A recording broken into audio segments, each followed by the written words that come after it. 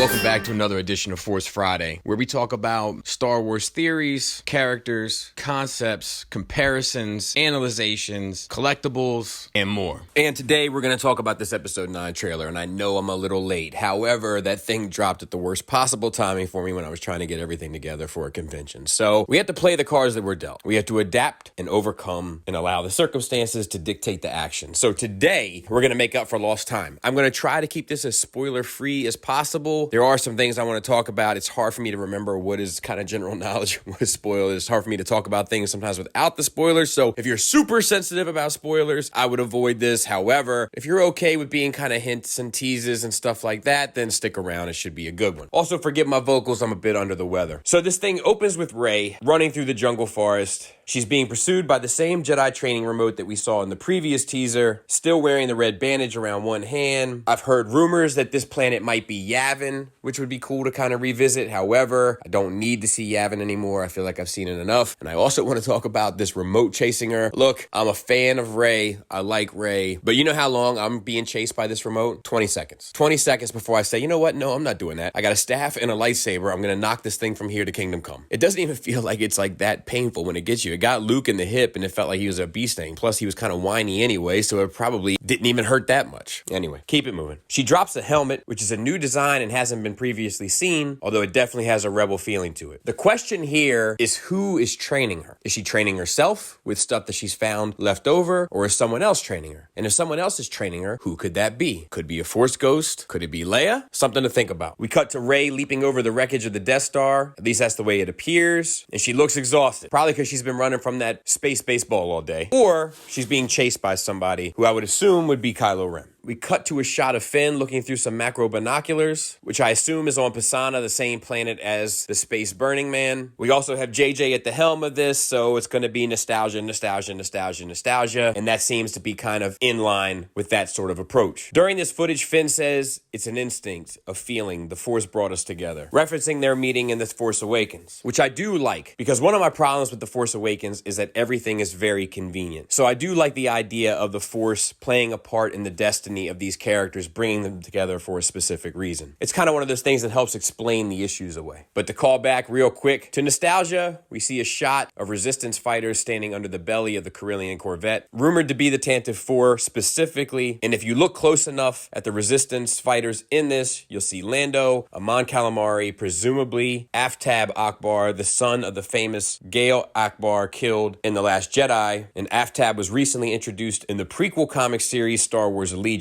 a 4-issue prequel to the film. There's also a little furry alien that my buddy Andy has decided is noteworthy. We then see Rose Tico with Connix and Dominic Monaghan's still unknown Resistance character behind her as Resistance soldiers and Orbox flee into the dropship vehicle behind them. These same dropships are visible, dropping the Resistance troopers, presumably Finn and Jannah, onto the Star Destroyer later in the trailer, placing this scene in the film's final act. We then see Finn, Poe, and Chewbacca on the Resistance jungle base, with Poe's long-rumored orange X-Wing fighter recently released in the vintage scale, so we can pretty much take that as confirmation if we hadn't already before. Poe says, "We're not alone, good people will fight if we lead them," which to me speaks to the idea that with the Resistance numbers significantly depleted at the end of The Last Jedi, the idea here is to take a page out of Luke's book and lead by example, hopefully inspiring others to follow in their footsteps or to their cause. We get our nod to the poster image with Rey on top of the Death Star wreckage. We imagine this to be of the same scene with her leaping through the Death Star, and this planet has actually been confirmed to be Kifbur, contradicting the leaks believing it to be Endor. Rey states that nobody knows who she is, but Kylo says, "I do," which I'm sure will be indicative of information regarding her origins given to her in this film. We see an icy asteroid with tons of TIE fighters shooting towards it, and those that have participated in the leaks might think that this would be towards the beginning of the film. We then get a glimpse of Palpatine's new throne, based on an early McQuarrie sketch and previously talked about in leaks. This is on the planet Exegol in the unknown regions. Palpatine says, "Long have I waited,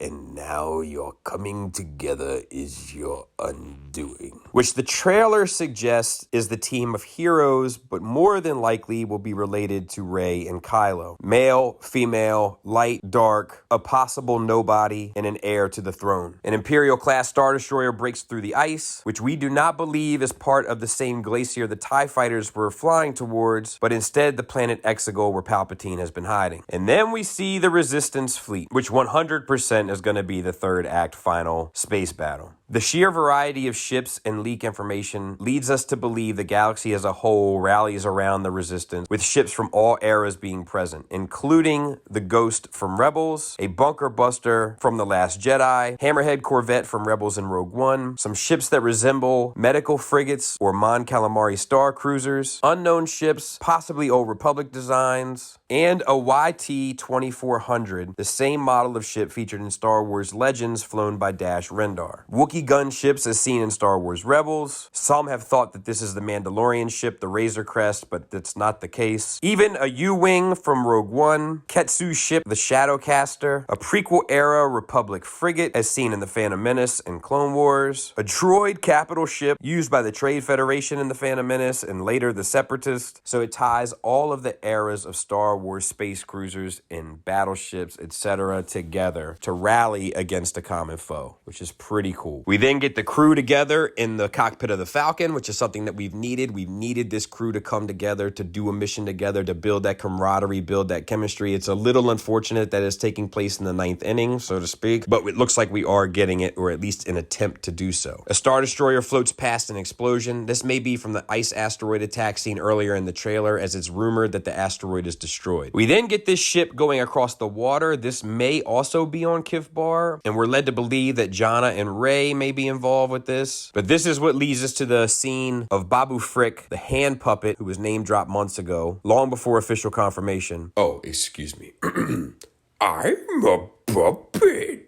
Working on C-3PO while a nervous Rey watches. Now, we are led to believe that this is some sort of hacking done to 3PO to allow him to accomplish a goal that otherwise he would not. There's this thing that they show sitting in the back of his head that we also see Zori Bliss with in promotional images. So that ties those two elements together. Also within this scene, you can see a B-1 battle droid commander unit decommissioned behind him. And of course, he drops the emotional line of taking one last look at my friends, which is obviously the big emotional beat of the trailer. We then see Finn, Poe, and Chewie fighting their way out of a First Order Star Destroyer, accompanied by the Rey and Leia hug, which we've seen before, and is obviously reutilized from the TFA footage. Similar footage to what we saw in the initial teaser with the skiffs, smoke bombs, jet troopers, etc., along with Lando and Chewie piloting the Falcon. A Resistance Y-Wing attempts to destroy the Death Star laser underneath an Imperial Star Destroyer, which would be Palpatine's Sith fleet, rumored to be sort of this film's approach to dealing with a mega weapon. Perhaps it's a fleet of Star Destroyers all carrying mega weapons instead of one single sort of base station operation. I like to think of it as a new spin on an old favorite.